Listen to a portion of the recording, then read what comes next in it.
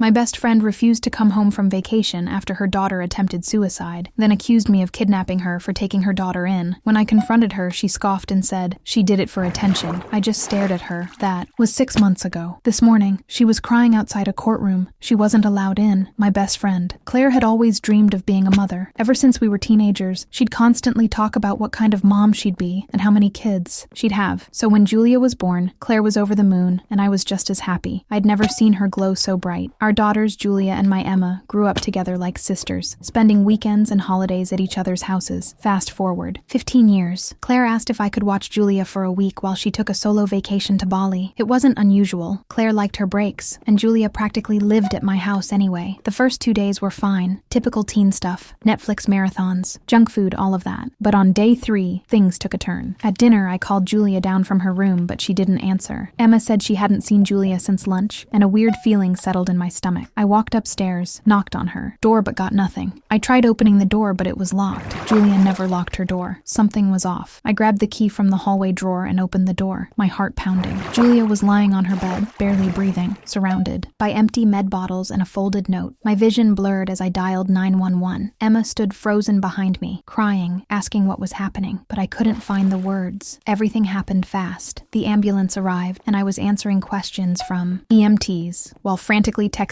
a neighbor to watch Emma. On the ambulance ride, I called Claire. She was still at the resort. Through choking sobs, I told her what happened, but instead of sounding even remotely worried, Claire hesitated, then said, "Is it really that serious? Maybe she just wanted attention." I felt my stomach drop. My head spun in disbelief. At the hospital, the doctor explained Julia needed her stomach pumped. I texted Claire immediately. Surely now she'd realize how serious it was. But Claw's next message knocked the wind out of me. Changing flights is $200. It's expensive. Plus, you don't have to go to the hospital every day. That's literally what nurses are for. I stared at my phone, my blood boiling. I wanted to scream, but I knew Julia needed me more than Claw's drama right now. I took off work, used my vacation days, and spent 3 straight nights in the hospital chair beside Julia's bed. One night, she told me she thought Claire didn't love her anymore. She asked why her mom wasn't coming back for her. I didn't know how to respond. I just hugged her, feeling a wave of anger in my chest. Throughout all this, I sent Claire constant updates, photos, and texts, but each response I got back was shorter, colder. Meanwhile, she posted beach selfies captioning, "Living my best life." It hit me then that the Claire I knew, the devoted mom she always claimed to be, had completely vanished. When Julia was discharged, I prepared a safe, comforting room for her at my place. I tried countless times to talk to Claire about the situation, but she brushed it off every time Claire finally showed up at my house a full day after landing, deeply tanned and relaxed. She gave Julia an awkward half hug, then immediately asked about the luggage she'd left before vacation. As I